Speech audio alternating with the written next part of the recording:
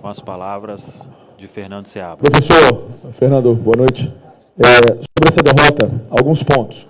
A opção, por começar com o Neres, né? Qual foi a...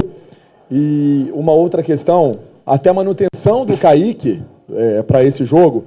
E eu queria que você falasse também um pouco sobre esse meio-campo. Se em alguns momentos não falta um pouco mais ali de intensidade. Obrigado. Boa noite. O Kaique fez uma grande partida no último jogo e seria injusto com ele não oportunizá-lo uma próxima situação, né? Então foi diante do mérito dele. E isso também tem a ver com a escolha do próprio Neres, porque o Kaique está entrando agora depois de muito tempo e fez o jogo com o João Marcelo do lado dele. Então, se a gente opta, tem entrado muito bem, se opta pelo vídeo, a gente precisaria passar o João Marcelo para o lado direito. E a gente tem estado igualmente satisfeito com o que tem visto nos treinamentos, com o Neres e com o vídeo. O vídeo tem tido a oportunidade de ser um pouco mais porque tem entrado, mas o Neres também tem trabalhado no mesmo nível. E nesse sentido a gente tinha tranquilidade e segurança para fazer essa opção. E com certeza o desempenho do Neres hoje reforçou isso, porque ele trabalhou muito e fez um jogo muito bom. O nosso meio-campo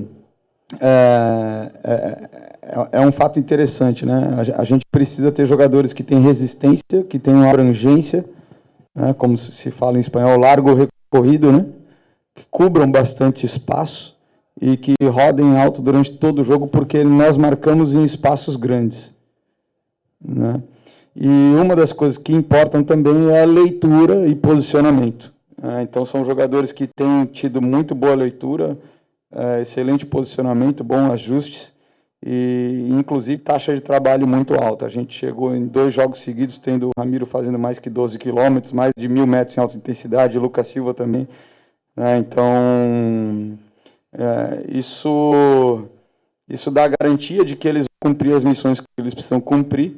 E, além disso, eles têm boa leitura, têm experiência e sabem comunicar bem dentro do campo. Então, são aspectos aí importantes e que agregam bastante para a gente, né? Temos trabalhado de uma forma geral também com outros jogadores, e eu acho que como um grupo como um todo, tenho convicção, está havendo uma evolução nesse sentido. Essa evolução ela é importante porque coloca mais peças à nossa disposição. Então, hoje Machado, Vitinho, Japa, Vital, todos os jogadores com capacidade para fazer também estão com um pouco menos de ritmo de jogo, né? E às vezes a entrada depende daquilo que a gente pretende para o jogo. Mais alguma parte? Fechou. Ô, Seabra, quando você fala do meio campo, se o meio campo hoje entregasse isso tudo, por que o Cruzeiro foi ao mercado buscar 3 contratações para o setor e fazendo altos investimentos? Não há uma diferença no que é falado e o que o clube foi fazer no mercado? Porque senão dava para priorizar esses investimentos em outras posições. Em alguns aspectos, os jogadores que estão sendo contratados, eles aportam outras características, tá certo? Então, você tem no Wallace um jogador de grande estatura, que também é muito importante em situações de jogo aéreo, e que é uma opção interessante, né, para também fazer essas funções, principalmente pelo centro ali do meio, ou jogando com 2 volantes, ou com 3 fazendo central, né? Tem uma característica muito forte defensiva e também um jogador muito habituado ao futebol europeu e com um domínio muito bom dos princípios de defesa zonal, tá certo? Que é algo muito importante para a gente. E, claro, temos outros jogadores, temos o Matheus Henrique, um jogador extremamente dinâmico, associativo, com muito movimento, que traz uma ação curta também, vindo mais de trás e podendo se associar e ter ações importantes de último terço, né? Então, são contratações importantes no sentido de que vão se agregar àquilo que a gente tem construído e vão poder somar com características pessoais que são diferentes das características dos jogadores que tem aqui.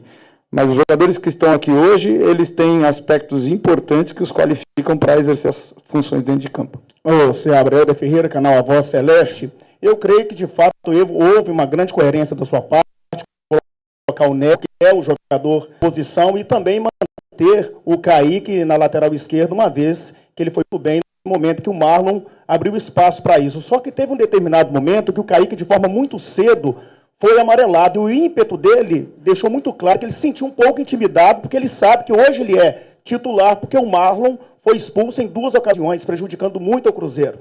Uma pergunta a respeito do Kaique, se você concorda com essa observação, e o meio de campo do Cruzeiro, em determinado momento, no final do jogo praticamente, você colocou o time do Cruzeiro praticamente todo para frente, colocando o Vitinho e o Felipe Machado, e o Cruzeiro por muito pouco não fez o gol do empate. Ficou um pouco assim no seu pensamento, poxa vida, por que eu não fiz isso antes? Não houve uma certa demora nessa mexida? Bom, primeiro em relação ao Kaique se sentir intimidado e ter medo de uma expulsão porque tem amarelo, eu não concordo com a expulsão de vermelho direto, né? Fazendo esse paralelo que você traçou em relação às expulsões do Marlon. É um jogo pesado, em algum momento tem oscilação, mas acho que o Kaique foi muito bem, acho que inclusive ele teve muita personalidade no final do jogo, atacou bastante, rompeu a última linha sempre que possível, buscou fazer dobra ofensiva com o Arthur várias vezes. Em momentos que a gente tinha o nosso médio abrindo, o Kaique rompeu a última linha da defesa do Flamengo por dentro, fez isso 2 ou 3 vezes, então eu acho que ele teve muita iniciativa, acho que ele teve muita personalidade de novo. Em relação a essa segunda questão que você colocou, da demora para fazer a última troca, nós tínhamos o Kaique sentindo muito desgaste e também tínhamos outros jogadores que eu também não vou expor pensando no próximo jogo, com dor, com pancada, e nós precisávamos segurar um pouco mais, porque eu só teria um momento e se eu troco só um jogador eu ia morrer sem fazer uma troca, tá certo? Entendo que os jogadores de meio campo estavam fazendo um bom jogo, tinham a leitura daquilo que estava acontecendo dentro do campo, e aí eu optei por dar a oportunidade do time se manter, até porque nós estávamos jogando melhor que o Flamengo, subindo pressão, provocando erros, recuperando bolas no interior do meio campo, então a produtividade, a possibilidade de chegar ao empate, ela estava concreta. Então, em função dessas situações de desgaste e não correr o risco de terminar o jogo com um jogador a menos no campo, nós aguardamos um pouco mais, porque era o último momento e seriam 2 trocas.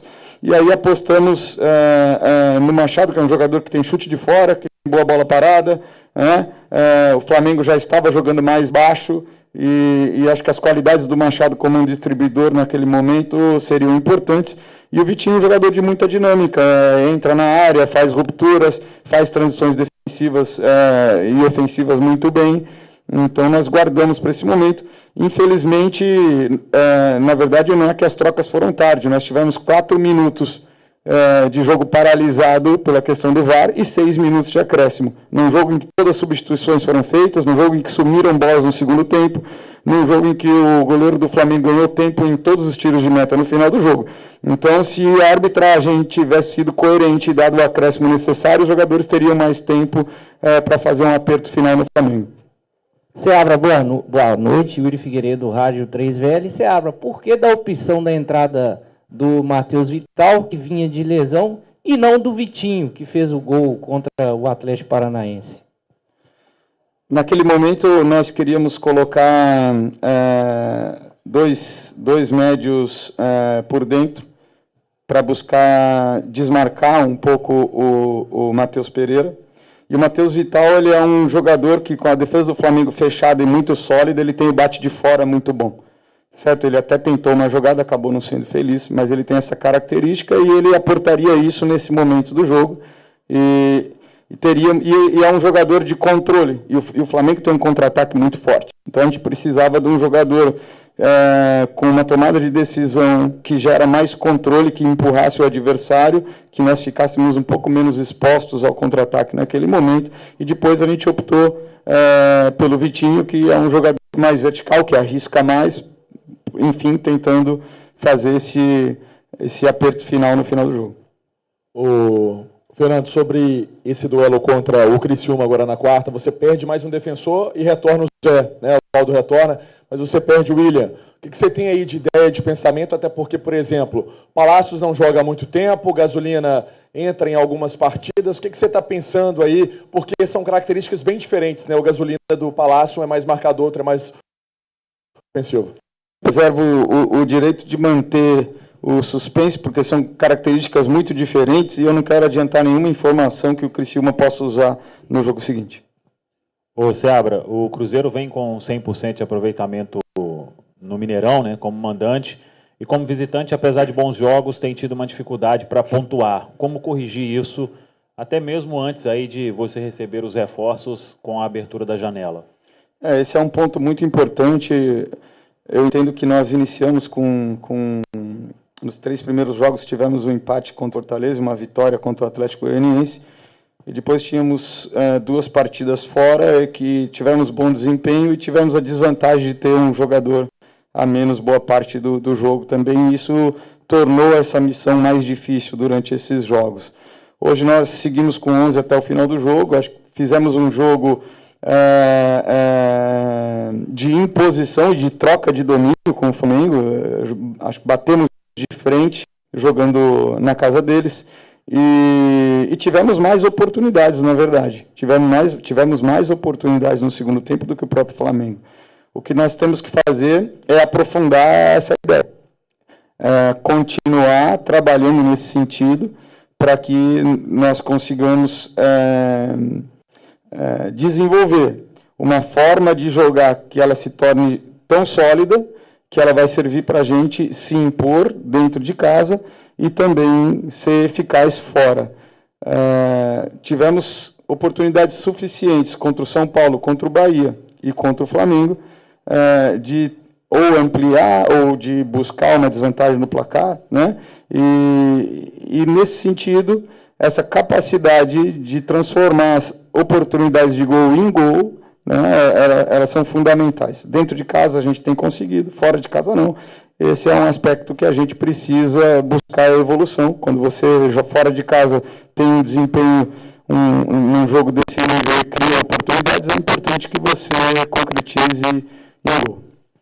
Fernando, também percebe-se que o Matheus Pereira é aquele falso meia-esquerda. Por que falso meia-esquerda? É um cara que tem uma qualidade técnica absurda, que não tem, talvez, no futebol brasileiro. Só que ele fica muito avançado, e quem tem a responsabilidade de fazer a armação do Cruzeiro era Lucas Romero, que sempre foi um jogador de contenção, é o que fez ele virar o pitbull aqui no Cruzeiro, e hoje ele tem a função de armar as jogadas para o ataque, ora ele, ora o Lucas Silva. É possível mudar essa situação, ou você acha que não, esse mesmo Matheus Pereira como terceiro atacante do Cruzeiro?